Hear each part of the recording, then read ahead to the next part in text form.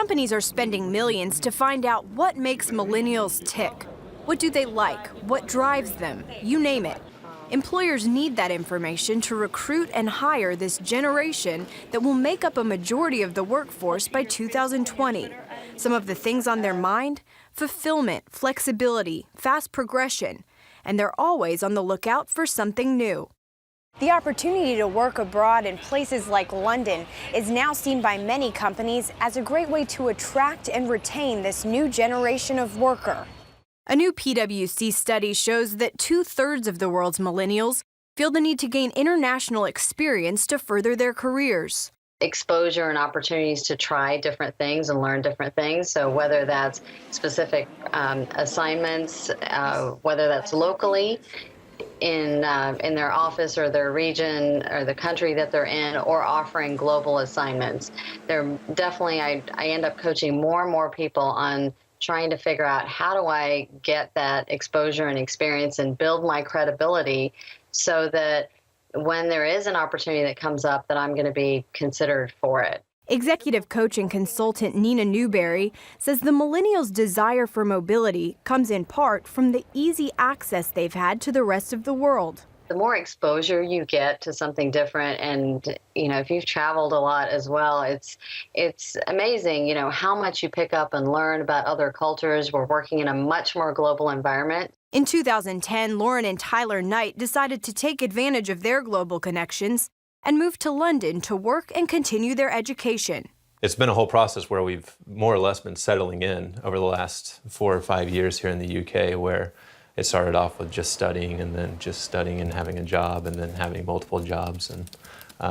And so the whole process has really been us setting up our lives here in the UK.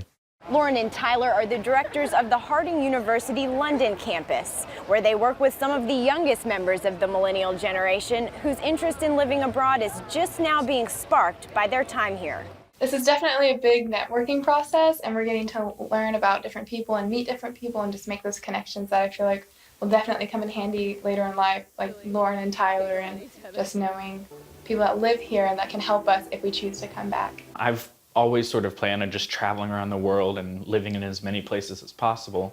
And I want to be a writer one day, so I figured, hey, that's a very mobile job. I can live wherever for that. It definitely teaches you how to interact with other people from different parts of the world and to be able to work with them and understand their culture a little bit better. Lauren studied in both London and Italy during her undergrad at Harding.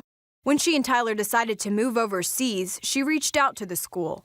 Just told him, hey, I've got a lot of contacts. If you'd want to meet anybody, I'd be happy to introduce you to some of the buyers for the students to meet while they're studying for the business program.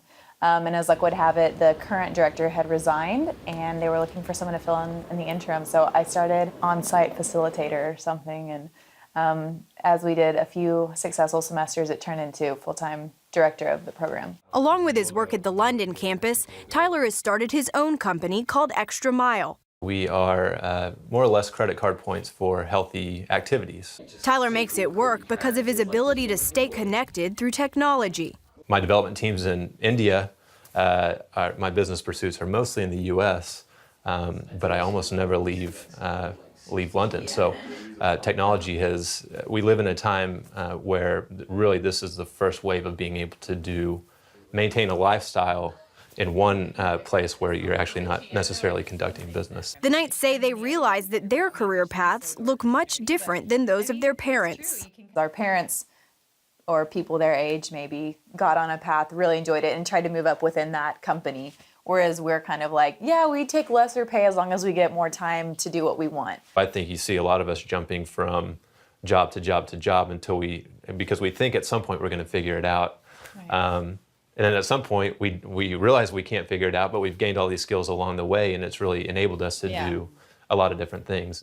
Differences between millennials and older generations don't necessarily mean success or failure, only the start of something new. Caitlin Burke, CBN News, London.